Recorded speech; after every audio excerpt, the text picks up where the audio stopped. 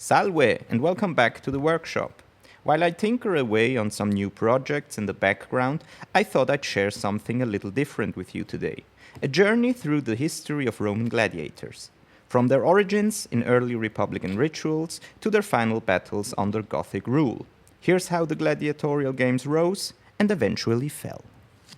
It all began in 509 BC with the founding of the Roman Republic. But the first recorded gladiator fight didn't happen until 264 BC, when the sons of Junius Brutus honored their father's funeral with a deadly spectacle.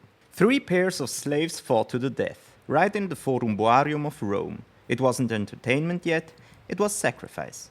In 216 BC, 22 gladiators were ordered to fight in the Forum Boarium. Like the earlier funeral games for Brutus Pera, these were held in public, but now they marked a shift. What began as private mourning had become public spectacle, glorifying death before the eyes of the people. In 175 BC, the Roman official Flaminius staged games with 74 gladiators, the largest number seen so far. The combats took place in the Forum Romanum, inside a wooden amphitheater constructed for the occasion. In 165 BC, the Roman author Terence complained that his popular comedy, The Mother-in-Law, was abandoned by the audience when a nearby gladiator fight was announced. In 105 BC, the Roman state officially assumed control over gladiator games. From now on, munera were no longer just private funerary events, but part of public life, funded by magistrates and used for political influence. In 73 BC, a group of around 70 gladiators escaped from a training school in Capua, led by a Thracian named Spartacus. Their rebellion grew into a large-scale slave war, challenging Roman authority for over 2 years.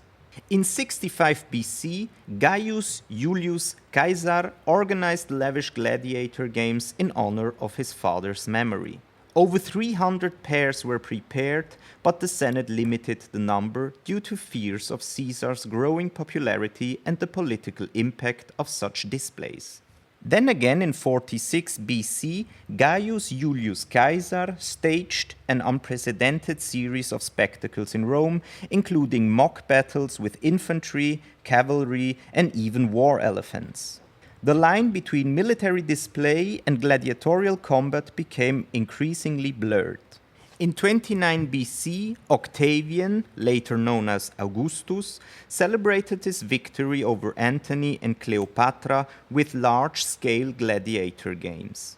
As princeps, he integrated the games into the imperial image, establishing them as a tool of statecraft and popular appeasement.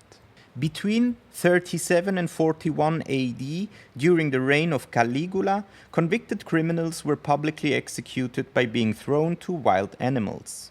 These executions became part of the arena program, blurring the line between punishment and entertainment. In 44 AD, Emperor Claudius staged a large-scale reenactment of the storming of British cities. The event took place in the stone amphitheater built by Titus Statilius Taurus under Augustus, Rome's first permanent arena, built decades before the Amphitheatrum Flavium. In 65 AD, the Great Fire of Rome destroyed much of the city, including the wooden amphitheater then in use. The loss highlighted the need of permanent, fireproof structure for public spectacles. In 70 AD, construction of the Amphitheatrum Flavium began under Emperor Titus Flavius Vespasianus. It was built on the site of Nero's former palace, the Domus Aurea, where an artificial lake was drained and repurposed, allowing for the staging of mock naval battles inside the arena.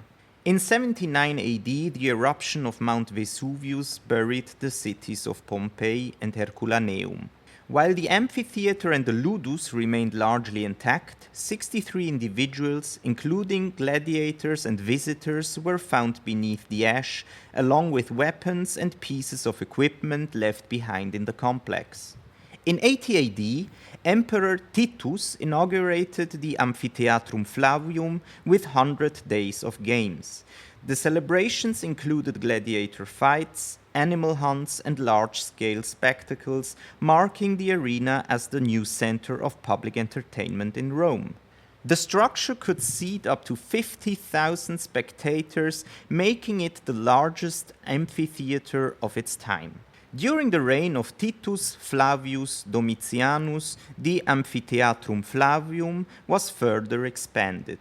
He added the Hypogeum, an underground system of tunnels, cages, and lifts, allowing for complex stage mechanics and the concealed movement of animals, fighters, and scenery beneath the arena floor.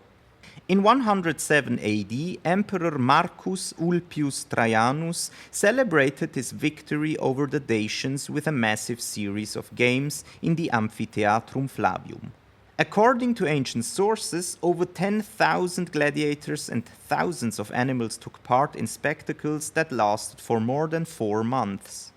In 180 AD, Emperor Lucius Aurelius Commodus began participating personally in arena combat. He appeared dressed as a secutor, a heavily armed gladiator type. Although his fights were staged and carefully controlled, his actions blurred the boundary between imperial dignity and public spectacle, provoking criticism among the Roman elite. In 192 AD, Emperor Lucius Aurelius Commodus was assassinated after a reign marked by excess and self-glorification in the arena. According to ancient sources, he claimed to have fought in 735 gladiatorial combats, often ensuring his opponents were armed with blunt weapons. He was strangled in his bath by the wrestler Narcissus after a failed attempt to poison him.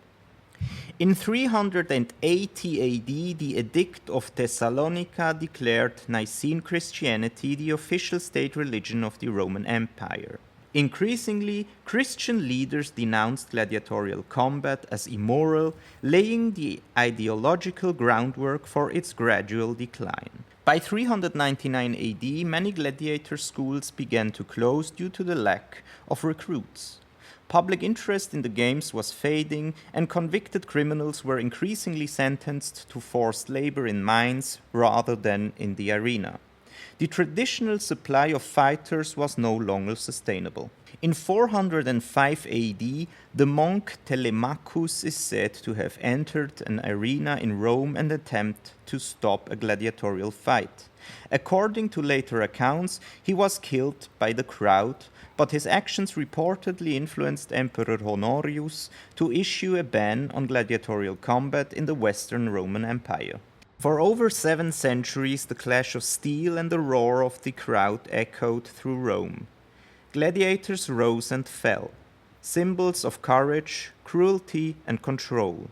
Today, as I carve and craft these memories in leather and wood, I feel the weight of that legacy. The arena may be silent, but its stories still peak, through history, through hands, through us.